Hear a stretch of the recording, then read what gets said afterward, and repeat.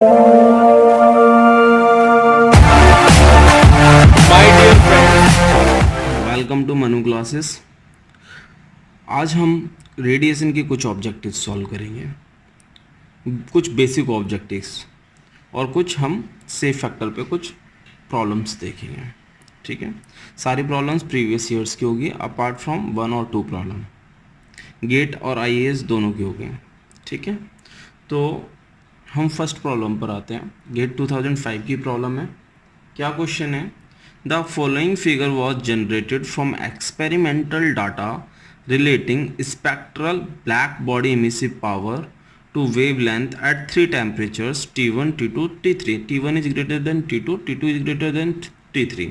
फिर हमें कुछ कंक्लूजन्स दे रखे हैं मेजरमेंट्स में, वो फाइंड आउट करने हैं कि वो सही हैं या गलत हैं। ठीक है, तो सबसे पहले जब आपके सामने इस तरह का ग्राफ आ जाए मोनोक्रोमेटिक इमिसिव पावर और वेवलेंथ का विद टेम्परेचर्स, और आपको टेम्परेचर्स पता हो कि कौन बड़ा है कौन सा छोटा है, ठीक है, तो आपको डायरेक्ट अपना जो एक स्टैंडर्ड डायग्राम होता है वो ड्रॉ करना है, और उसके पीछे क्या लॉ यूज़ होता है उसे देखते हैं। माय डियर फ्रेंड्स, हम जो पढ़ते हैं मोनोक्रोमेटिक इमिसिव पावर और वेवलेंथ यूनिट्स मैं लिख देता हूँ। ठीक है, वो पढ़ते हैं कि जब हमारी वेवलेंथ मैक्सिमम होती है lambda max into T is equal to constant. ये कहाँ से आता है? हमारा विंस डिस्प्लेसमेंट लॉ से। तो lambda max is inversely proportional to T.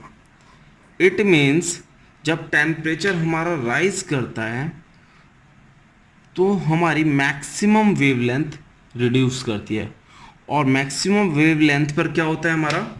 Maximum wavelength पे हमारा होता है ये जो कर्व होता है इसका पीक ऑफ कर्व। ठीक है, ई बी लैम्डा और लैम्डा, इसका जो कर्व होता है उसका पीक होता है। तो हम जो डायग्राम पढ़ते हैं वो ये आता है। ठीक है, ये मैंने सपोज T3 टेम्परेचर पे बनाया, ये मेरा T2 और ये मेरा T1। T1 is greater than T2 is greater than T3। My dear friends, देखिए आप पीक्स को कनेक्ट कीजिए। ये कहाँ पर होगा मेरा? लैम्डा मैक्स 1, ये होगा मेरा लैम्डा मैक्स 2, ये होगा मेरा ये पीक, ये मैं वर्टिकल ड्रॉ कर रहा हूँ, ये होगा मेरा लैम्डा मैक्स 3, लैम्डा मैक्स 3 पर। ठीक है, लैम्डा मैक्स 3 पर इसका पीक मिला, लैम्डा मैक्स 2 पर इसका पीक, लैम्डा मैक्स 1 पर इसका पीक। जब मैं इन्हें कनेक्ट करूँगा पीक्स को, जब मैं पीक्स को कनेक्ट करूँगा तो देखिए ये लाइन जा रही है, और अगर मैं इस डायग्राम में देखूं, इस डायग्राम में तो पीक ये हुआ, ठीक है, ये पीक हुआ, ये पीक हुआ, ये लाइन जा रही है कनेक्टिंग लाइन। इससे क्या पता चल रहा है हमें कि जैसे जैसे हमारा टेम्परेचर बढ़ रहा है वैसे वैसे लैम्डा मैक्स बढ़ रहा है। तो यहाँ विंस डिस्प्लेसमेंट लॉ गलत हो गया। जैसे जैसे टेम्परेचर बढ़ रहा है विंस और टेम्परेचर बढ़ रहा है वैसे वैसे वेवलेंथ मैक्सिमम वेवलेंथ बढ़ती जा रही है, तो विंस डिस्प्लेसमेंट हो गया गलत। और क्या हो रहा है कि एक पर्टिकुलर टेम्परेचर पर जो हमारा रेडिएशन है वो किस साइड शिफ्ट कर रहा है? Towards the longer wavelength.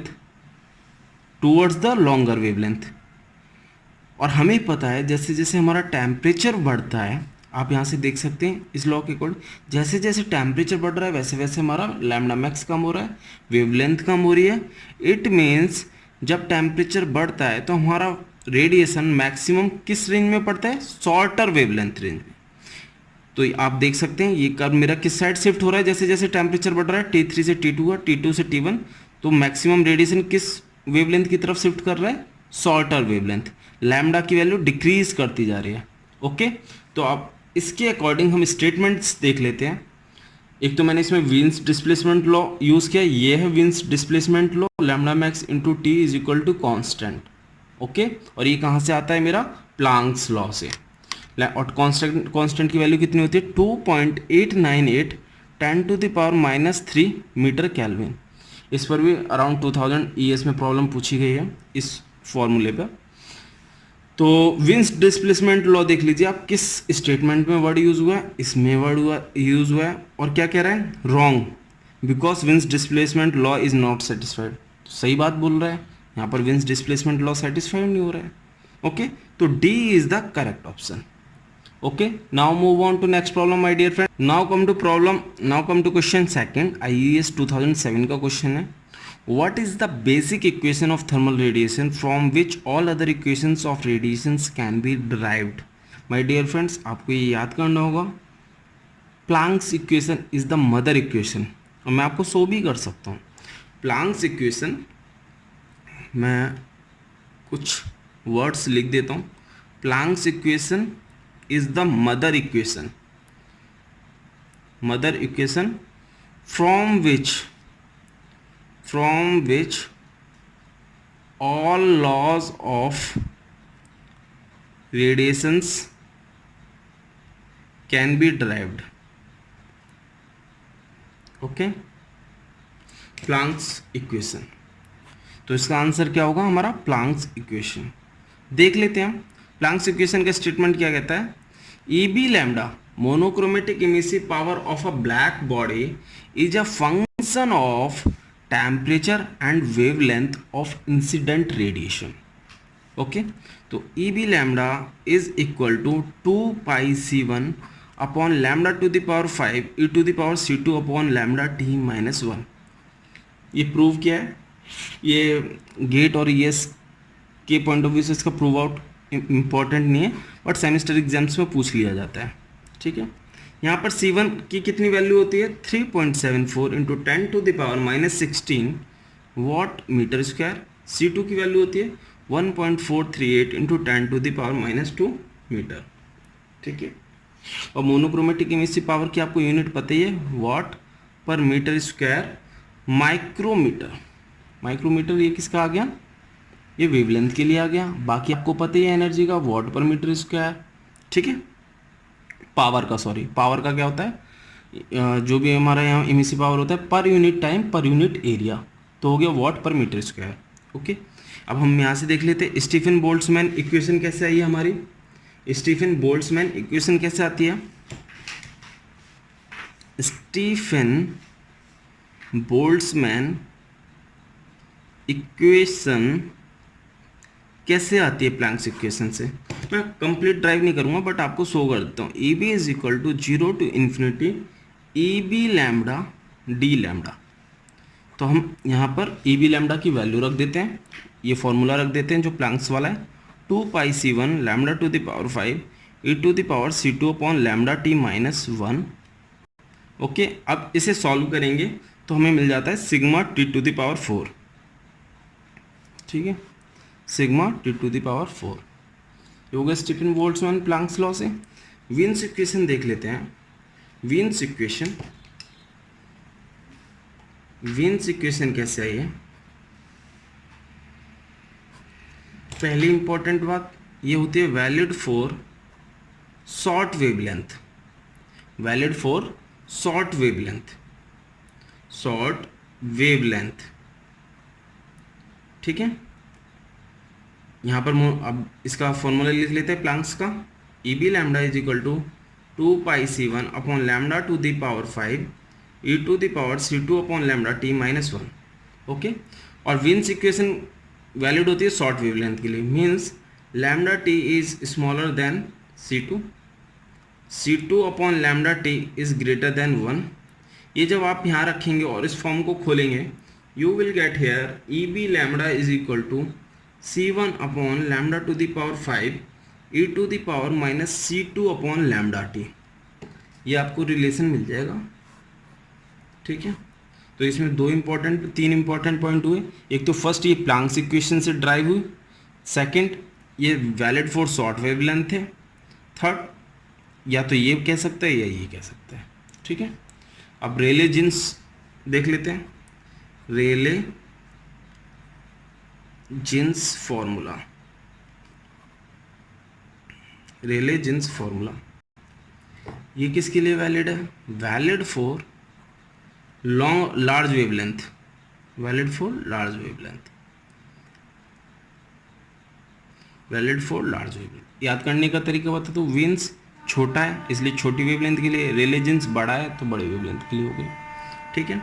इसमें भी monochromatic emissive power E P lambda 2 pi C one upon lambda to the power 5 e to the power C two upon lambda T minus 1। Okay, यहाँ wavelength large है तो lambda T is greater than C two, you will get C two upon lambda T is lesser than 1। तो जब आप ये यहाँ रखोगे और ओपन करोगे you will get C one T upon C two lambda to the power 4, ठीक है। तो आई थिंक आप सभी को क्लियर हो गया होगा प्लैंक्स इक्वेशन को क्यों मदर ऑफ इक्वेशन कहा जाता है, ठीक है। Now move on to next problem my dear friends. Now come to question 3, IAS 1995 का है। हमें एक साइड लिस्ट दे रखे, surface with orientations on another side equivalent emissivity, और हमें मैच करना है, ओके, मैच करना है। तो माय डियर फ्रेंड्स एक सीक्वेंस में चलते हैं। हमें सबसे पहले पढ़ाया जाता है infinite parallel plates, infinite parallel plates, ठीक है, इन्फिनाइट पैरेलल प्लेट्स। इसमें आप दो पैरेलल प्लेट्स ले लीजिए और इन्फिनाइट लेंथ है, एक ये 1 हो गई, ये 2 हो गई, इनके बीच में रेडिएशन एक्सचेंज हो रहा है तो हमारा क्या होता है, नेट हीट एक्सचेंज 1 to 2, और यू डायरेक्टली यू कैन से Q upon A net radiation heat exchange sigma T1 to the power 4 minus T to the power 4 upon 1 upon epsilon 1 plus 1 upon epsilon 2 minus 1। Prove नहीं कर रहा मैं। तो my dear friends infinite parallel plates के case में क्या हो गया, प्लेन्स के केस में इमिसिविटी क्या हो गई, ये टर्म कंप्लीट हो गया और 1 अपॉन ये पूरा टर्म हो गया, तो ये इक्विवेलेंट इमिसिविटी हो गई इन्फिनाइट पैरेलल प्लेट्स के केस में, पैरेलल प्लेन्स के केस में, ठीक है। अगर हमारा कंसंट्रिक सिलेंडर होता, कंसंट्रिक सिलेंडर्स कैसे होते हैं, देखिए ये हो गया एक ये हो गया, ओके। और रेडिएशन हीट एक्सचेंज किसमें होता है, इसकी आउटर सरफेस और इसकी इनर सरफेस, ये 1 हो गया, ये 2 हो गया। इस केस में क्या हो जाता है, F1 to 1 हो गया, 1 to 2 कंप्लीट चला जाएगा, से फैक्टर F1 to 1 हो गया, F21 क्या होगा, लेसर देन 1 हो। जब भी ये कंडीशन होती है तो हमारा फॉर्मूला क्या होता है हीट एक्सचेंज का, Q is equal to sigma T1 to the power 4 minus T to the power 4 into A1 upon 1 upon epsilon 1 plus A1 upon A2 1 upon epsilon 2 minus 1, ये होता है। तो इसमें इक्विवेलेंट इमिसिविटी क्या हो गई, 1 अपॉन ये कंप्लीट टर्म हो गई, राइट, 1 अपॉन ये कंप्लीट टर्म हो गई। इसका मतलब A के लिए हो गया हमारा 3, डी के लिए हो गया हमारा ABCD, कंसंट्रिक सिलेंडर्स के केस में हो गया 4, ठीक है, ए के लिए 3 और डी के लिए 4। अब देख लीजिए ऑप्शंस देख लीजिए, आपको ज़्यादा सोचना ही नहीं है, आप टिक करिए और आगे मूव करिए IAS में। बट यहाँ पर टाइम की कोई लिमिटेशंस नहीं है तो मैं आपको और भी केसेस हैं उनका मैं बता देता हूँ, ठीक है। Completely enclose body large compare to enclosing body, ये एक लार्ज बॉडी हो गई, ठीक है, लार्ज बॉडी, बाहर से आप इंसुलेटिंग मान लीजिए। इनर सरफेस 1 हो गया, एक कोई स्मॉल बॉडी इसमें इसके अंदर है, means 1 is enclosing second body, इसका आउटर सरफेस इसके इनर सरफेस से रेडिएशन हीट एक्सचेंज करेगा। तो इसके केस में सेफ फैक्टर क्या होगा, F2, इसे 1 देते हैं, स्मॉल बॉडी को नाम 1 देते हैं नॉमेनक्लेचर और इसे 2 करते हैं, ठीक है। तो F12 हो गया मेरा 1 और F21 हो गया मेरा lesser than 1। My dear friends अगर ये कंडीशन एग्जिस्ट कर जाती है तो कौन सा फॉर्मूला लगाते हैं, हम ये वाला फॉर्मूला लगाते हैं। और क्वेश्चन में क्या कह रहा है, completely enclose body large compare to enclosing body, means ये body 2 is larger than A2 is much larger than A1, it means A1 upon A2 is lesser than 1। ठीक है, ये हो गया अराउंड जीरो। तो ये हो गया negligible term, A1 upon A2 around approximate to zero, तो ये हो गया नेग्लिजिबल। तो ये एप्सिलॉन 1 कहाँ जाएगा, न्यूमरेटर में। Sigma T14 minus T24 epsilon 1 A1, very important, epsilon 1 A1। इस पर भी एक प्रॉब्लम आई है, एक क्वेश्चन आया है, ऑब्जेक्टिव क्वेश्चन आया है। ठीक है, तो इसके लिए बी केस में क्या हो गया, 1 हो गया। सी केस में जब माय डियर फ्रेंड्स इस तरह का केस अगर आपको मिलता है, two rectangles with common side perpendicular to each other, इस तरह का केस हो, ठीक है, ये दो रेक्टेंगल्स हो गए और ये कॉमन साइड्स हो गए perpendicular to each other,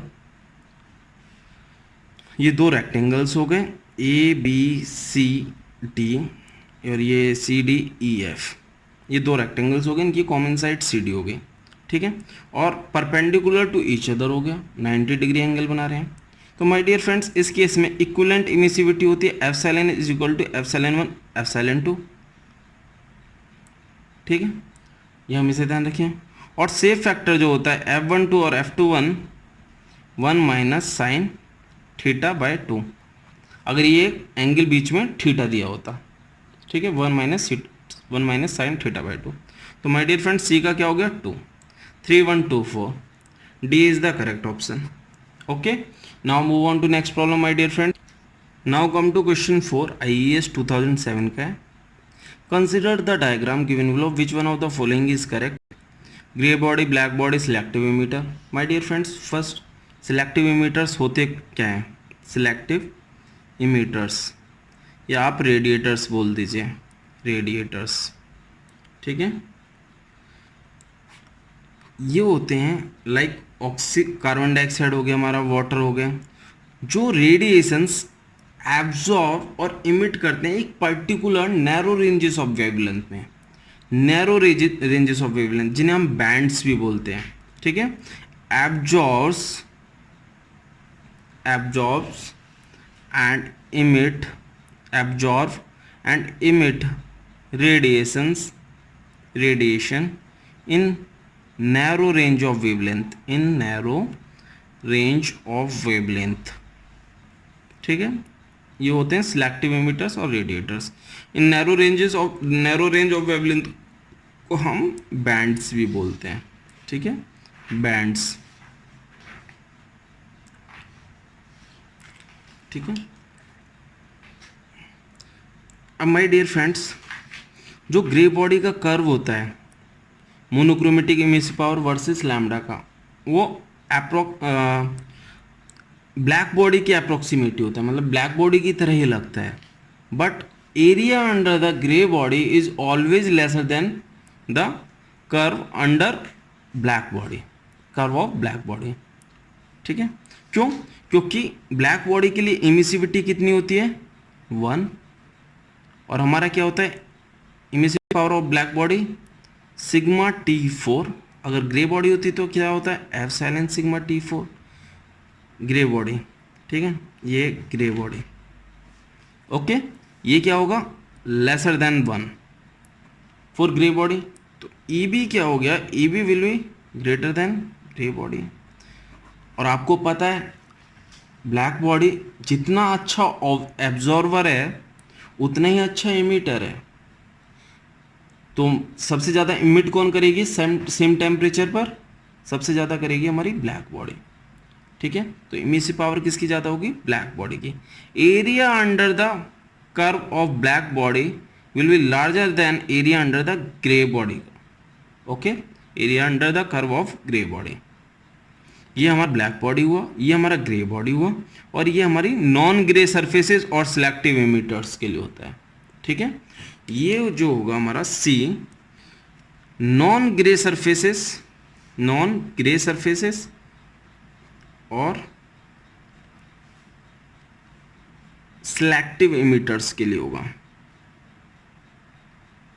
selective इमिटर्स के लिए होगा। ठीक है, तो आप देख लीजिए कितना हो रहा है ये। A stands for black body, option D is the correct option, B grey body, C selective emitter. और आपको पता है area under the curve of grey body divided by area under the curve of black body will give you emissivity, emissivity. Okay, आपको पता है emissivity क्या होता है, ई अपॉन ई बी। ठीक है, epsilon is equal to E upon E B. और E क्या है, area under the curve of grey body, E B क्या है, area under the curve of black body. और आपको पता है E is equal to integral E lambda D lambda होता है, इसलिए एरिया को टोटल इमिसिव पावर बोलते हैं। और इंटीग्रेशन आपको यहाँ पर समेशन शो कर रहा है। ठीक है, आपको ये क्लियर हो गया होगा। Option D is the correct option. Now move on to next problem my dear friends. Come to question 5th IAS 2003 का क्वेश्चन है। First read the question. Question क्या कहता है, fraction of radiative energy leaving one surface that strikes the other surface is called. तो हम देख लेते हैं, एक सरफेस मैंने ये ले ली, राइट, इसे मैंने 1 नंबर दे दिया। एक सरफेस मैंने ये ले ली, इसे मैंने 2 नंबर दे दिया। ओके, सपोज मेरी यहाँ से कितनी यूनिट्स ऑफ रेडिएशन गया, 100 यूनिट्स। और इस सरफेस तक कितना पहुँचा, इस सरफेस तक केवल 50 यूनिट्स पहुँचा।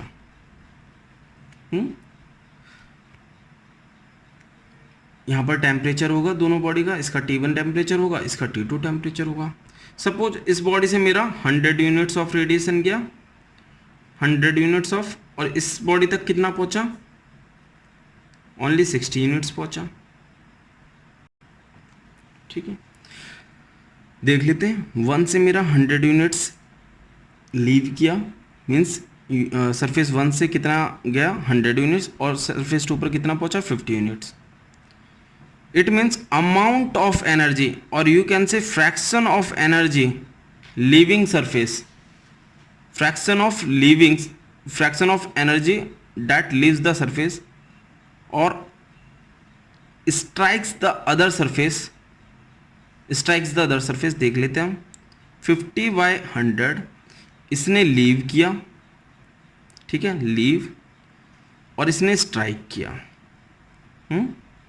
स्ट्राइक सेकंड सरफेस को किया, लीव फर्स्ट सरफेस को किया।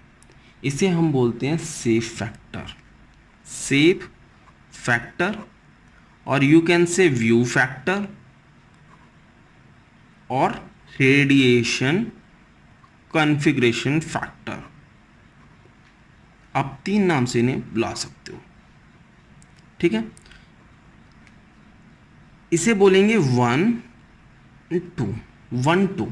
1 represents living surface, 2 represents striking surface.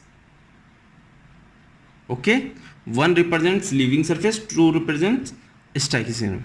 Means first digit will represent you, first digit will show living surface, second digit striking surface. अब देखते हैं F21 के केस में क्या होगा। F21 के केस में 2 living surface, 1 striking surface, 60/100 units. कितना फ्रैक्शन, 60% ऑफ 100% बोल सकते हो, या 60 ऑफ 100 बोल सकते हो। 60 ऑफ 100 तो ये कितना होगा, 0.6, और यहाँ पर कितना होगा, 0.5। ठीक है, आपने सेफ फैक्टर निकाल लिया, F12 निकाल लिया, F21 निकाल लिया। अब आप बताइए सेफ फैक्टर का रोल क्या है, रोल क्या है माय डियर फ्रेंड्स। जो रेडिएशन हीट ट्रांसफ़र होता है, रेडिएशन हीट ट्रांसफ़र किस पर डिपेंड करता है, 2 चीज़ों पे। एक साइड हम मान लेते हैं orientation of surfaces, orientation of surfaces, और another side radiative properties, radiative properties of surface and temperature, right, इस पर करता है। आप देख लीजिए ना, अगर मैं इन दो सरफेसेस को 1 और 2 को जैसे जैसे डिस्टेंस बढ़ाता जाऊंगा एक दूसरे के पास, उतना फ्रैक्शन कम होता जाएगा, स्ट्राइकिंग फ्रैक्शन। और जितना फ्रैक्शन कम होता जाएगा, स्ट्राइक जितना कम करेगा, उतना रेडिएशन हीट एक्सचेंज कम होगा। तो safe factor orientation, safe factor orientation part को कवर करता है रेडिएशन हीट ट्रांसफर में। और क्या ये प्योरली ज्योमेट्रिक क्वांटिटी है, प्योरली ज्योमेट्रिक क्वांटिटी। किस पर डिपेंड करता है, किस पर डिपेंड करता है? Size of the surface, size of the surface and how closely they are towards each other। जितना आप दूर करते जाएंगे उतना सेफ फैक्टर कम होता जाएगा। अगर इन्फिनाइट वाला केस नहीं कंसीडर कर रहा हूँ, इन्फिनाइट में तो 1 हो गई, इन्फिनाइट में 1 होगा, या तो जैसे दो पैरेलल सरफेसेस हैं और ये इन्फिनाइट है, इन्फिनाइट तक है, इन्फिनाइट तक है, 1 होगा। या ये एक मैंने इनर सिलेंडर कंसीडर कर लिया, एक आउटर, और इनकी भी लेंथ इन्फिनाइट है, इन्फिनाइट, तो इनर सरफेस का आउटर सरफेस के रिस्पेक्ट में 1 होगा, ठीक है, आउटर सरफेस के रिस्पेक्ट में 1 होगा। तो आपको समझ में आ गया होगा व्यू फैक्टर। व्यू फैक्टर क्या होता है, किस पर डिपेंड करता है? व्यू फैक्टर रेडिएटिव प्रॉपर्टीज और टेम्परेचर ऑफ सरफेस पर डिपेंड नहीं करता है। ये दोनों अलग पार्ट हैं, कंबाइन होकर रेडिएशन कंसीडर किया जाएगा। जितना आप दूर करेंगे उतना ज़्यादा रेडिएशन कम होता जाएगा, ठीक है। Now move on to next problem. Come to question 6 IAS 1996 का है। विंडो ग्लास, विंडो ग्लास की क्या खासियत होती है? एक तरफ आपको लिस्ट 1 दी है, लिस्ट 2 दी है, दोनों को मैच करना है। माय डियर फ्रेंड्स, ये ट्रांसपेरेंट होते हैं, ट्रांसपेरेंट टू शॉर्ट वेवलेंथ या शॉर्टर वेवलेंथ रेडिएशन, और नॉन ट्रांसपेरेंट होते हैं, नॉन ट्रांसपेरेंट टू लॉन्गर और लार्जर वेवलेंथ, ठीक है। इसका एग्जाम्पल देख लीजिए। एग्जाम्पल, कार बना लो, कार, ठीक है, ये कार,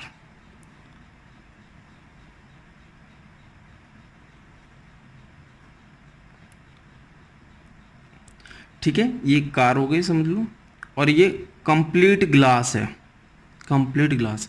तो शॉर्टर वेवलेंथ जो सन से डायरेक्ट आती है, सन का टेम्परेचर बहुत हाई होता है, टेम्परेचर हाई होगा तो वेवलेंथ कम होगी, शॉर्टर वेवलेंथ होगी, ठीक है। तो शॉर्टर वेवलेंथ तो इसमें एंटर कर जाती है, बट जब टेम्परेचर ऑफ रेडिएशन और टेम्परेचर ऑफ सन रेज जैसे जैसे डाउन होता है, temperature of sun rays down होगा तो वेवलेंथ क्या करेगी, इंक्रीज करेगी। सपोज सन रेज आई, ये ऐसे गई, ऐसे गई, ऐसे गई, ऐसे गई, स्ट्राइक की, एनर्जी लॉस किया, एनर्जी लॉस हुआ, टेम्परेचर डाउन हुआ, वेवलेंथ इन्हांस हो गई। अब वो क्या होगा, जब वेवलेंथ लॉन्ग हो गई या लार्जर हो गई तो mirror will act as a non transparent for this wavelength. तो क्या करता है, गाड़ी का आपका टेम्परेचर बढ़ता है, वो वेवलेंथ्स बार बार स्ट्राइक करती रहेंगी, सरफेस से जा नहीं पाएगी। देखिए ये जा नहीं पाई, ये इधर आ गई, फिर जाएगी, फिर इधर आ जाएगी। तो इसलिए गाड़ी के अंदर का टेम्परेचर बढ़ता जाता है अगर आपकी गाड़ी धूप में खड़ी हुई है, ठीक है। ग्रे सरफेस के मैंने बताया प्रॉपर्टी होती है एमिसिविटी और एब्जॉर्प्शन। देख लेते हैं ना ऑप्शन ABCD। विंडो ग्लास का मैंने बता दिया 4, ठीक है। आप यहाँ सोचो भी मत, 2 ऑप्शंस तो एलिमिनेट हो गए, बच्चे BC। बी का भी मत सोचो, 1 हो गया, अभी हम देख लेंगे। अब बच्चा CD में आपको एक पता होना चाहिए, CD में आपको एक पता होना चाहिए, कार्बन डाइऑक्साइड कार्बन डाइऑक्साइड आप देख लीजिए क्या दे रखा है आपको, इमिशन एंड एब्जॉर्प्शन, एक ऑप्शन दे रखा है सी का 2, एक का 3 दे रखा है। कार्बन डाइऑक्साइड सी का 2 देखते हैं। Emission and absorption limited to certain bands of wavelength, मैंने अभी बताया था। कार्बन डाइऑक्साइड क्या है, एक आपका सिलेक्टिव इमिटर है जिनका एब्जॉर्प्शन और इमिशन रिस्ट्रिक्टेड होता है नैरो रेंज ऑफ वेवलेंथ्स में, जिन्हें हम बैंड्स बोलते हैं। तो सी का हो गया आपका 2, ऑप्शन सॉल्व हो गया आपका, C is the correct option, C is the correct option. तो आपको आईएएस के ऑब्जेक्टिव्स में तो एलिमिनेशन मेथड यूज करना है टाइम सेविंग के लिए। अगर आप सारे देखोगे तो आपका टाइम कम पड़ जाएगा, या जो टफ प्रॉब्लम होगी जहां पर आपको ज़्यादा टाइम चाहिए होगा वहां आप दे नहीं पाओगे। ठीक है, ग्रे सरफेस मैंने आपको प्रॉपर्टी बताई, एमिसिविटी और एब्जॉर्बिविटी is independent of wavelength and temperature of incident radiation.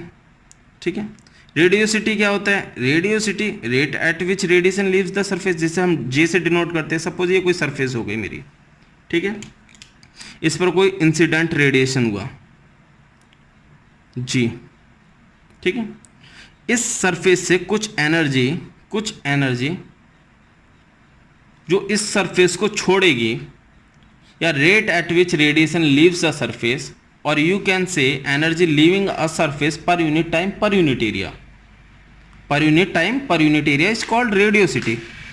J is equal to क्या होगा, एक तो ये सरफेस जब ये रेडिएशन हुआ, इसके ऊपर इंसिडेंट हुआ इरेडिएशन, तो इस बॉडी का कुछ टेम्परेचर बढ़ेगा, इसकी भी कुछ इमिसिविटी होगी, ये कुछ इमिट करेगी इमिसिव पावर, प्लस ये जो रेडिएशन हुआ इसका कुछ पार्ट रिफ्लेक्ट कर जाएगा, और रिफ्लेक्ट कौन डिसाइड करेगा, इस सरफेस की reflectivity. Suppose rho times of irradiation reflect कर गया, एक एब्जॉर्प्शन, एक हुआ इसका कितना इसने इमिट किया, और एक हुआ कितना इसका रिफ्लेक्ट हो गया, इन दोनों का समेशन हो जाता है रेडियोसिटी। ओके, तो रेडियोसिटी को अगर आगे क्वेश्चन पूछता है कभी, तो वो जरूरी नहीं है ऐसे पूछे rate at which radiation leaves the surface, ऐसे भी बोल सकता है combination of emissive power and part of reflective irradiation, इस तरह से भी क्वेश्चंस को पूछ सकता है। या विंडो ग्लास का आपको क्वेश्चन जैसे इस बार पहले आ चुका है, ये transparency to short wave radiation, ऐसे भी पूछ सकता है, नॉन ट्रांसपेरेंट टू लॉन्गर और लार्जर वेवलेंथ, इस तरह से भी पूछ सकते हैं। कार्बन डाइऑक्साइड यहाँ सिलेक्टिव इमिटर वर्ड यूज़ नहीं किया है, सिलेक्टिव इमिटर वर्ड यूज़ कर सकता है। तो बस घुमा फिरा के क्वेश्चंस बनेंगे, बट आपको इम्पॉर्टेंट थिंग्स, हर चीज़ से क्या इंपॉर्टेंट थिंग्स है, रेडिएशन में क्या रिलेटेड है, वो आपको याद रखना है। Okay, now move on to next question. अब कुछ बेसिक क्वेश्चंस देख लेते हैं जो आपको पहले से पता भी होंगे, लेकिन फिर भी ये एग्जाम्स में आते हैं तो इम्पॉर्टेंट तो बन ही जाते हैं। जो भी एग्जाम में आ रहा है इम्पॉर्टेंट है, क्योंकि मार्क्स तो सभी को चाहिए। ठीक है, तो देख लेते हैं, टाइम कम लगाएंगे। देखिए, हमें एक फॉर्मूला पता है, alpha plus rho plus tau is equal to 1, alpha plus rho plus tau is equal to 1। ये भी डायरेक्ट पूछ लेता है, कुछ बच्चे तो इसे जीरो कर देते हैं। माय डियर फ्रेंड्स, इस 1 का सिग्निफिकेंस है, 1 का सिग्निफिकेंस है, मीन्स अगर कुछ एनर्जी आपके यहाँ इंसिडेंट हुई तो इस प्लेट में कुछ तो एब्जॉर्ब हो जाती है, कुछ रिफ्लेक्ट कर जाती है, कुछ ट्रांसमिट कर जाती है, और ये सब कौन डिसाइड करता है, सरफेस की रेडिएटिव प्रॉपर्टीज। और वो कहाँ से आती है, एब्जॉर्बिविटी, रिफ्लेक्टिविटी, ट्रांसमिटिविटी से। जितना पार्ट ट्रांसमिट होगा उसे टाउ से मल्टीप्लाई कर देते हैं, tau of radiation, incident radiation, या अल्फा जितना एब्जॉर्ब हुआ alpha times of incident radiation, या टाउ, या फिर जितना रिफ्लेक्टिव हुआ रो टाइम्स ऑफ इंसिडेंट रेडिएशन। ठीक है, तो इसमें कभी कंफ्यूज नहीं होना, ये शायद पहले कभी इसरो में आया था। Alpha plus rho plus tau is equal to 1 होता है, जीरो नहीं होता है, बच्चे कुछ जीरो भी टिक कर देते हैं। तो अब देख लेते हैं first case, body will be transparent. Body will be transparent जब होगी तो क्या होगा, सारा रेडिएशन आपका जितना भी इंसिडेंट रेडिएशन होगा वो सारा ट्रांसमिट हो जाएगा इस सरफेस से। तो टाउ उसके लिए क्या होगा, 1, और हमें रिलेशन पता है alpha plus rho plus tau is equal to 1, तो अल्फा प्लस रो टाउ की वैल्यू 1 रख दीजिए, 1 से 1 cancel, you will get alpha plus rho is equal to 0। When tau is equal to 1 alpha plus rho is equal to 0। Relation देख लेते हैं। Tau is equal to 1 किस में दे रखा है? चारों ऑप्शन में से केवल सी ऑप्शन में है, ठीक है, तो C is the correct option. अब ये देखते हैं, body will be opaque. Opaque means body बिल्कुल भी ट्रांसमिट नहीं करेगी, इधर ट्रांसमिट 0 है, 0 means tau is equal to 0। तो अल्फा प्लस रो प्लस इसमें टाउ की वैल्यू रख दीजिए आप 0, alpha plus rho is equal to 1। अब ये देख लीजिए आप किसमें आपका फिट बैठा, tau is equal to 0, alpha plus rho is equal to 1। A is the correct option. GATE 2012 का है, पहला वाला इरिगेशन 2010 का था। तो क्वेश्चन तो आया है गेट में, इवन स्टेट इंजीनियरिंग सर्विसेज में भी आया है। तो मीन्स कंफ्यूजन होती होगी स्टूडेंट्स को, तभी तो पूछा है, इसलिए आपको इन्हें भी लाइटली नहीं लेना है टिक करते वक्त खासकर, क्योंकि बहुत देखिए आप कंफ्यूजिंग टाइप में लिखे हुए हैं। अब देखते हैं हम 9th, body will B black. जब ब्लैक होगी तो क्या होगा? एब्जॉर्प्टिविटी 1 होगी, एब्जॉर्प्टिविटी 1 होगी। Alpha plus rho plus tau is equal to 1 आपको पता है, अल्फा 1 रख दीजिए तो rho plus tau is equal to 0 हो गया। अब देख लीजिए अल्फा इज इक्वल टू 1 कहाँ दे रखा है? केवल इसमें दिया है, so B is the right option. एक क्वेश्चन 1988 में आया है गेट में, ठीक है, इस टाइम तो मैं भी नहीं था, लेकिन क्वेश्चन तो आया है, जब आया है तो कुछ होगा। Alpha plus rho plus tau is equal to 1 आपको पता है, अल्फा की वैल्यू 0.86 दी है, रो की 0.08 दी है, टाउ इज इक्वल टू 1। तो आप ऐड कर दीजिए 8 6 14 8 9 0.94, tau is equal to 1। Tau you will get here 0.006, ठीक है, तो ये हो गया आपका D. Now move on to next question. Question 10 देख लीजिए, body will be white. White की क्या प्रॉपर्टी होती है? रिफ्लेक्टिविटी 1 होती है, मीन्स बॉडी पे जितना इंसिडेंट हुआ सारा रिफ्लेक्ट कर गया। रो इज इक्वल टू 1, तो alpha plus rho plus tau is equal to 1। Rho is equal to 1 रखेंगे तो कितना आएगा? Alpha plus tau is equal to 0।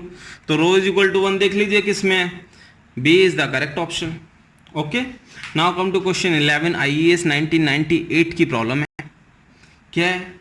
हमें spectral emissive power E lambda दे रखा है for a diffusely emitting surface. Diffuse means independent, intensity of radiation is independent of angle.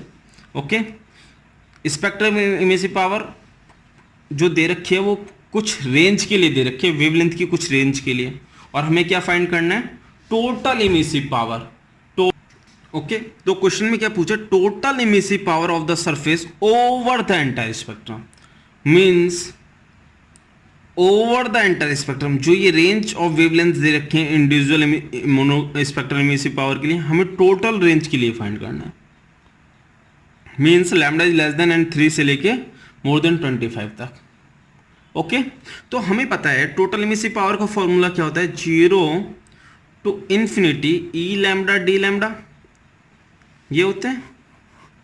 Integration क्या बता रहा है? Summation of all emissive power for particular, summation of all emissive power for particular wavelength for particular range, ठीक है। तो देखते हैं, E is equal to E1 plus E2 plus E3 plus E4, 0 to 3 E lambda D lambda plus 3 to 12 E lambda D lambda plus 12 to 25 E lambda D lambda plus 25 to lambda E lambda D lambda, ठीक है, और you can lambda, ठीक है। अब देखते हैं ई lambda की value 0 कहाँ पर दे रखी है हमें? फर्स्ट और फोर्थ के केस में, फर्स्ट और फोर्थ के केस में ये 0 दे रखी है हमें, तो ये दो टर्म तो एलिमिनेट हो जाएंगे, तो हमारे पास क्या बचा? ये वाला टर्म, सेकंड एंड थर्ड। इसे सॉल्व करते हैं। ई लैम्डा की वैल्यू कितनी दे रखी है? 150। इंटीग्रेट करेंगे आप, लैम्डा आएगा, लैम्डा को हम जब 3 to 12 रेंज रखेंगे तो 12 - 3 हो जाएगा। ये कितना हो जाएगा 325 minus 12, okay 150 into 9 plus 300 into 13, you will get here 1350 plus 3900 0 0 5 9 3 12 5240 watt पर मीटर स्क्वायर। ओके, यूनिट में तो किसी को कंफ्यूजन नहीं होगा क्योंकि इसकी यूनिट क्या होती है, देखो दे रखी है वॉट पर मीटर स्क्वायर माइक्रोमीटर, और जब वेवलेंथ से मल्टीप्लाई करेंगे माइक्रोमीटर, ये कैंसिल हो गया, वाट पर मीटर स्क्वायर हुआ। So D is the correct option. Now move on to next. Come to question 12. A diffuse radiation surface has. My dear friends, diffuse radiation surface की क्या property होती है? Intensity is independent of angle.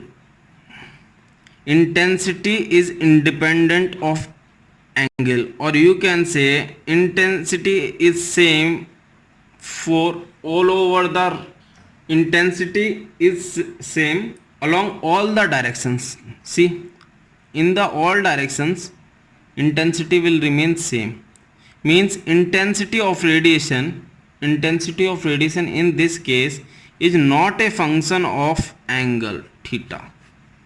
अब देख लेते हैं कहाँ पर इंडिपेंडेंट है और क्या, इंटेंसिटी। ठीक है, radiation intensity independent of angle first option में है, इसे ध्यान रखना है, ये इंटेंसिटी ऑफ रेडिएशन है नॉट एमिसिव पावर, तो यहाँ आप कंफ्यूज हो सकते हो। अब थर्ड देख लेते हैं, स्पेकुलर रेडिएशन सरफेस क्या होता है।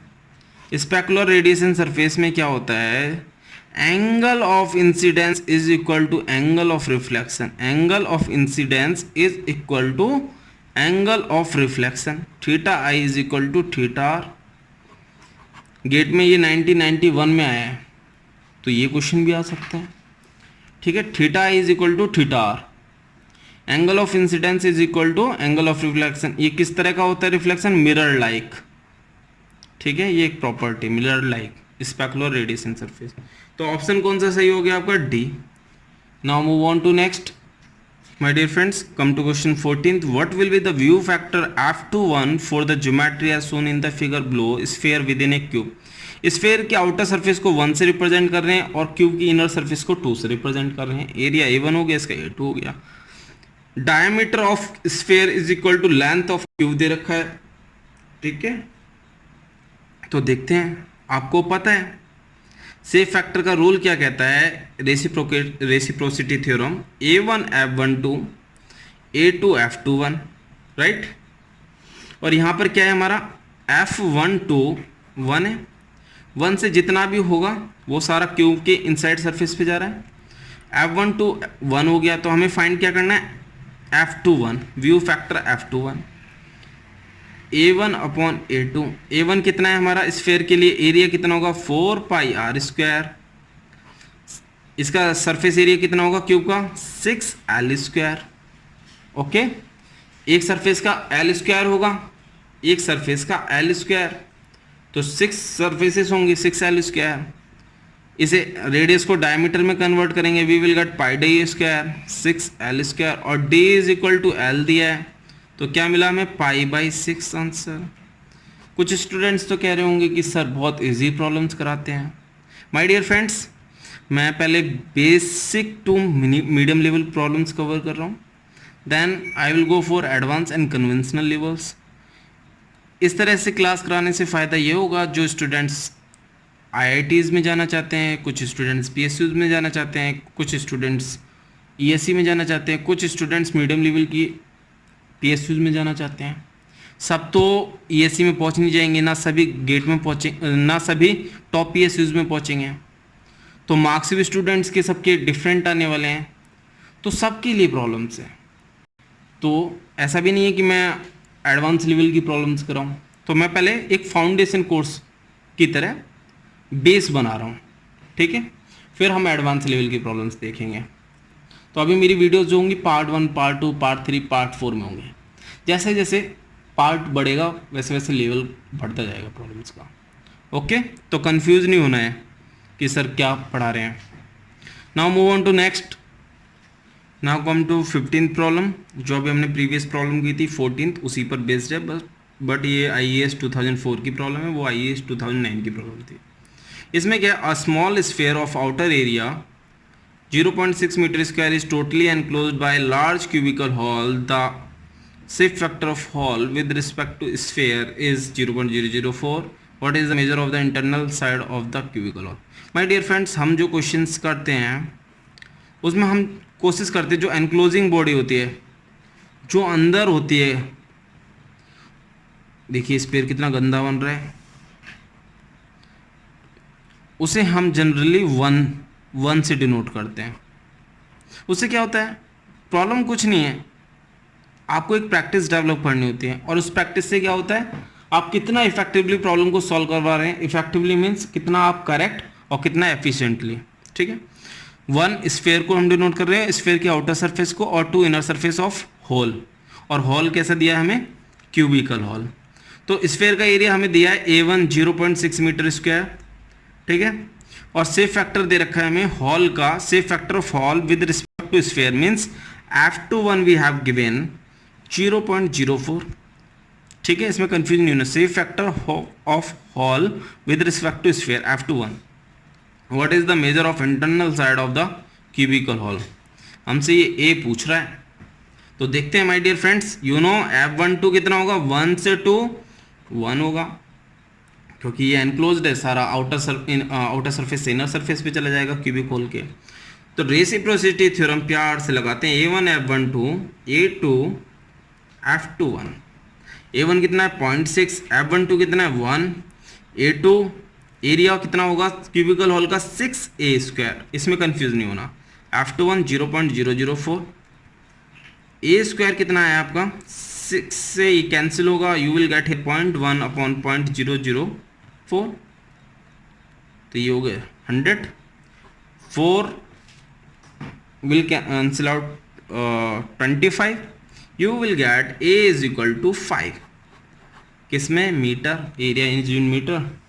तो option B is the correct answer. Now move on to next, come to 16th question, GATE 2005 की प्रॉब्लम है। A solid cylinder is located at the centre of a hollow sphere. तो कोई होलो sphere मान लिया हमने, इसके सेंटर पे एक सॉलिड सिलेंडर है। सिलेंडर कैसा होता है, ऐसा, ठीक है, और सॉलिड सिलेंडर की सरफेस को 2 से रिप्रेजेंट कर रहे हैं, और सरफेस और होलो स्फीयर की सरफेस को हम 1 से रिप्रेजेंट करेंगे। रेडिएशन किस कहाँ होगा, इसकी आउटर सरफेस से, इसके इनर सरफेस पे। डायमीटर ऑफ द स्फीयर कितना दिया है हमें, diameter of sphere D1 is 1 metre, while the cylinder has diameter D2 0.5 metre and length 0.5 metre. Okay, radiation configuration factor हमसे पूछा F11 कितना होगा, देख लेते हैं माय डियर फ्रेंड्स। आपको पता है F11 कैसे निकालोगे, F11 plus F12 is equal to 1, F12 will be equal to 1 minus F11, sorry F11 is equal to 1 minus F12।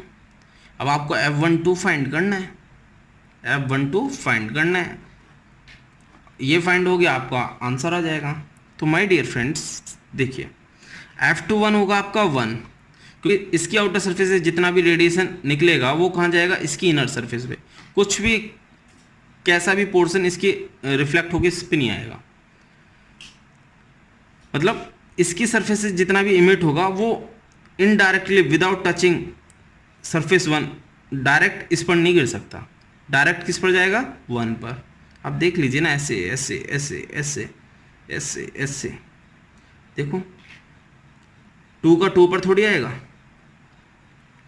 Clear. F21 1 हो गया मेरा, मुझे रेसिप्रोसिटी थ्योरम पता है, A1 F12 is equal to A2 F21। Okay, A1 कितना है मेरा, A1 क्या, स्फेयर, और इसका डायमीटर, इसका सरफेस एरिया कितना होगा 4 पाई R1 स्क्वायर। F12 कितना है मेरा, फाइंड आउट करना है। A2 कितना होगा, एरिया इज इंपॉर्टेंट, A2 होगा 2 times of pi R2 square, दोनों सर्कल का एरिया ले लिया मैंने। ओके, दोनों क्रॉस सेक्शन का एरिया ले लिया प्लस इस सरफेस का एरिया कितना होगा 2πr_l। Okay 2πr_l। अगर इसी को मुझे डायमीटर में करना हो तो क्या होगा r2 को d/2 लिखूंगा d/2 और ये 2r2 को मैं लिख दूंगा d2। ये हो गया मेरा पाई d2² प्लस पाई d2। इसे और सिंप्लीफाई कर लेते हैं माय डियर। l और d दोनों बराबर हैं तो l को मैं d2 लिख ले रहा हूँ। ये हो गया मेरा 1/2 + 1 3/2 पाई d2²। ओके अब इसकी वैल्यू मैं यहाँ रख रहा हूँ 3/2 पाई d2²। F21 कितना हुआ 1 है। अब देखते हैं क्या क्या कैंसिल आउट हो जा रहा है। पहले तो R1 को भी D1 में कन्वर्ट करना हो तो R1 को मैं D1/2 लिखूंगा। 2 का स्क्वायर कितना हो जाएगा 4, 4 से 4 cancel, you will get hair pi d1² into F12 3/2 pi d2²। तो पाई से पाई कैंसिल हो जाएगा। F12 you will gate 3/2 d2/d1 का होल स्क्वायर। F12 3/2 d2/d1 कितना है d2 is here 0.5/1। Okay get की प्रॉब्लम है, आप कैलकुलेटर भी यूज़ कर सकते हैं for saving your time. Time is very important. 3/2 into 0.25 okay 0.75/2। यहाँ तो कैलकुलेशंस इजी थी तो आपने आराम से फाइंड आउट कर लिया। Okay 0.75/2 you will gate 0.0375। अब आपका आंसर आ गया। 1 से माइनस कर दीजिए। यहाँ देखिए F11 1 minus F12 0.375 you will get 0.625। Option B is the correct answer. समझ में आ गया आपको। एक तो आपको एरिया कैलकुलेट करते वक्त बिल्कुल भी मिस्टेक नहीं करनी है, बाकी तो इजी है। Now move on to next. IAS 2004 का क्वेश्चन है what is the value of shape factor F12 in a cylindrical cavity of diameter d and height h between bottom face known as surface 1 and top flat surface known as surface 2। एक ये हमें surface 2 दे रखी है और इस complete surface को height along with this ये क्या है 1 सरफेस। ठीक है पूरे सिलेंडर को या पूरी केविटी को 2 सरफेसेस में डिवाइड किया। एक 1 ये हो गई और सेकंड सरफेस ये हो गई। डायमीटर d दिया है, हाइट h दिया है। माय डियर फ्रेंड्स F21 हमारा 1 होगा मीन्स जो रेडिएशन इससे इमिट होगा वो बिल्कुल भी इसके ऊपर नहीं जाएगा डायरेक्टली। ठीक है तो F21 मेरा कितना हो गया 1। ओके और मुझे क्या फाइंड आउट करना है F12 तो A1 F12 A2 F21 तो F12 is equal to A2/A1। अब एरिया देखते हैं F12 A2 कितना होगा π/4d²। ओके A1 कितना होगा इस सरफेस का एरिया सरफेस का एरिया क्या होगा πdh प्लस इसका एरिया बॉटम फेस का area π/4d²। Surface area 2πrh होता है, डायमीटर के टर्म में πdh हो गया। ओके पाई सबसे कैंसिल आउट हो गया, numerator as well as denominator, एक डी भी कैंसिल हो गया तो आपको मिलेगा d/4 h πd चला गया प्लस d/4 इतना मिला। आप देख सकते हैं पाई डी गया है तो d बचा d/4 पाई डी यहाँ से गया पाई डी यहाँ से गया। अब इसे सॉल्व कर लीजिए आप, आपको मिला d/4h प्लस d। ये आंसर हुआ आपका। अब यहाँ पर सही से टिक करना, पता चले इसमें कंफ्यूज हो जाओ। Option B is the correct answer. Now move on to next question 2001 का है। IAS 2001 an enclosure consist of 4 surfaces 1 2 3 4 the view factors for radiation heat transfer where the subscripts 1 2 3 4 refer to the respective surfaces. The surface areas A1 A4 are 4 meter square 2 meter square respectively. The view factor F41 is। My dear friends इसमें हमें कोई figure diagram की ज़रूरत नहीं है।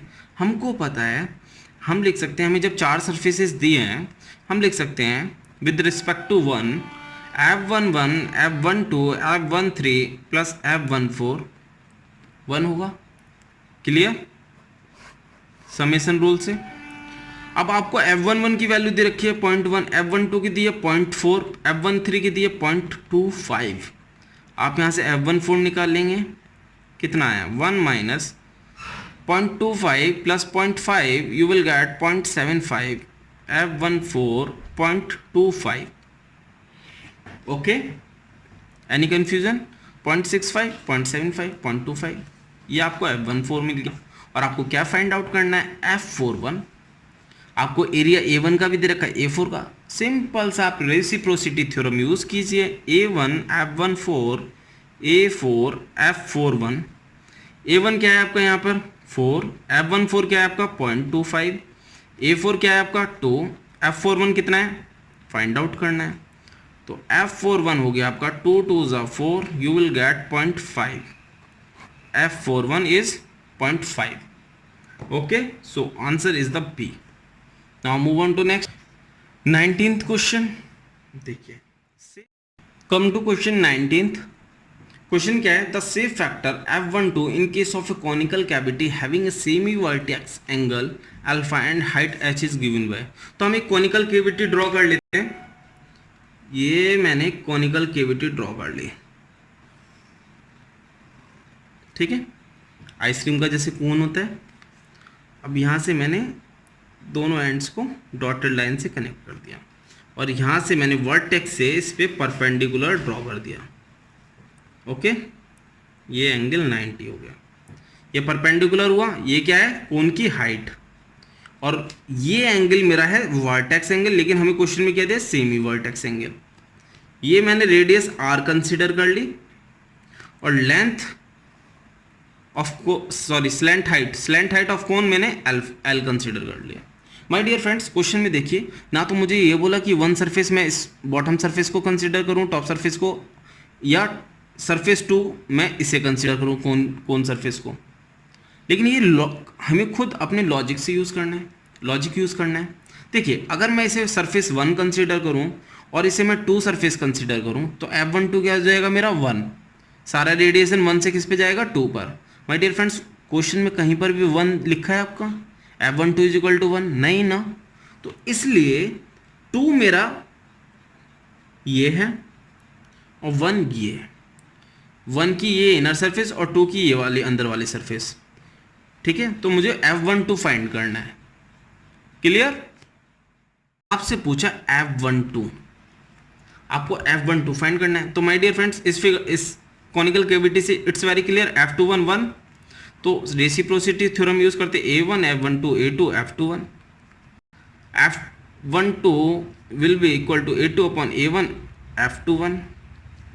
A2 कितना area? A2 कितना होगा इसका? अगर diameter, suppose radius is the R, तो A2 will be pi R, A2 will be pi R square. Okay, surface area कितना हो जाएगा? पाई R स्क्वायर। ये सर्कुलर कोन का कितना एरिया हो जाएगा? पाई R स्क्वायर। A1 कितना होगा? ये area, surface area of cone, pi R L। F21 1, pi से पाई कैंसिल, R से R cancel, you will get R upon L। और ये किसके इक्विवेलेंट है? Sine alpha is equal to perpendicular upon hypotenuse. तो आपको यहां पर आंसर मिल गया। ओके माय डियर फ्रेंड्स, अगर इसी क्वेश्चन में वो F11 पूछ लेता, F11 तो क्या हो जाता? F11 plus F12 is equal to 1। F11 is equal to 1 minus F12, 1 minus sine alpha. Okay, F11 will be equal to 1 minus sine alpha. तो माय डियर फ्रेंड्स, क्वेश्चन में कोई सा भी पूछ सकता है, F11 F12, उस पर बेस्ड प्रॉब्लम आ सकती है।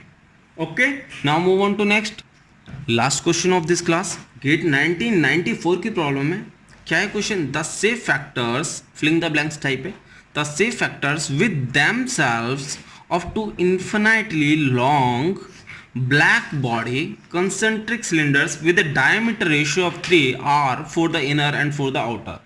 my dear friends, पहले तो concentric cylinders बना लेते हैं। ये मैंने कंसेंट्रिक सिलेंडर्स बना लिया। ये इनर सिलेंडर हो गया, ओके। ये मेरा आउटर सिलेंडर हो गया, ओके। इसे कनेक्ट कर दिया, ठीक है।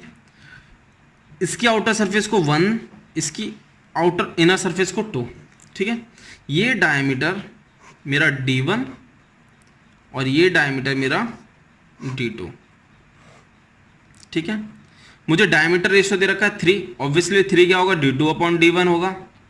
D1/D2 तो होगा नहीं, D1/D2 तो हो नहीं सकता, क्योंकि वो D1 is greater then D2, ठीक है। तो अभी हमसे क्या पूछा है, से factors with themselves for the inner and for the outer. Means F11 पूछा है इनर सरफेस के लिए विद देमसेल्व्स, 1 के लिए इसके साथ F11 पूछा है, F22 पूछा है हमसे, ये क्वेश्चन पूछा है। समझ में आ गया। 2 infinitely long black bodies they रखी है हमें। ब्लैक बॉडी से तो कोई मतलब नहीं है, क्योंकि जब मैं सेफ फैक्टर यूज करता हूं या रेसिप्रोसिटी थ्योरम यूज करता हूं, वो क्या होती है, प्योरली ज्योमेट्रिकल। तो यहां पर क्या इन्फिनिटली लॉन्ग मैटर करेगा। इन्फिनिटली लॉन्ग मीन्स मैं एंड का सरफेस रेडिएशन कंसीडर नहीं करूंगा एंड सरफेसेस पे, ओके। मैं केवल इनर और आउटर सरफेसेस का कंसीडर करूंगा। एंड सरफेसेस पे जो बाहर निकल रहा होगा इन्फिनिटली लार्ज होने की वजह से, इन्फिनिटली लॉन्ग होने की वजह से मैं कंसीडर करूंगा नहीं, क्योंकि मेरा एंड खत्म ही नहीं हो रहा है, ओके। तो F11 कितना होगा my dear friends, F11 is enclosed by another cylinder of infinitely long length. तो इसके लिए F11 क्या हो जाएगा, 0, क्योंकि जितना भी रेडिएशन निकलेगा F11 से जितना भी निकलेगा वो सारा क्या है, सरफेस 2 पर जाएगा। तो F11 हो गया मेरा 0। अब F22 मुझे फाइंड करना है, तो F12 मेरा 1 है, 1 से 2 पर जा रहा है तो 1 हो गया। और मुझे F22 फाइंड करने के लिए क्या करना है, एक तो ये आंसर हो गया। F22 फाइंड करने के लिए my dear friends F21 plus F22 is equal to 1 होगा समेशन रूल से। तो F22 will be equal to 1 minus F21। I will have to find out F21, okay. तो वो मैं किससे फाइंड आउट कर लूंगा, रेसिप्रोसिटी थ्योरम से, क्योंकि मुझे F12 पता है और डायमीटर रेशियो पता है। Now use reciprocity theorem A1 F12 A2 F21, okay. A1 F121 A2 F21, F21 is equal to A1 upon A2, A1 pi D1 length infinite और सेम है, पाई D2 लेंथ इन्फिनाइट, ठीक है। अब infinite से infinite divide मत कर देना, तो लेंथ से L कट गया, L से L कैंसिल, पाई से pi cancel, you will gate D1 upon D2। तो F21 D1 upon D2 कितना होगा, 1/3, ओके। मुझे F21 मिल गया। अब मैं यहाँ F21 मिल गया तो इसकी वैल्यू मैं यहाँ पुट ऑन कर देता हूँ। F22 will be equal to 1 minus F21 which is equal to 1/3। You will get F22 2/3। This is your second answer, okay. तो here 2/3 and here 0, okay. My dear friends, अभी मैं basic to medium level questions कर रहा था, next lecture में भी cover करूंगा मैं, फिर मेरा 3rd 4th लेक्चर एडवांस की तरफ मूव करेगा, ओके, फॉर द रेडिएशन। अगर आपको ये वीडियो पसंद आया हो प्लीज़ लाइक करें, शेयर करें, सब्सक्राइब करें। रेगुलर अपडेट्स के लिए please ring the bell. Telegram का लिंक दिया हुआ है, आप उसे ज्वाइन कर सकते हैं, okay. Thank you so much.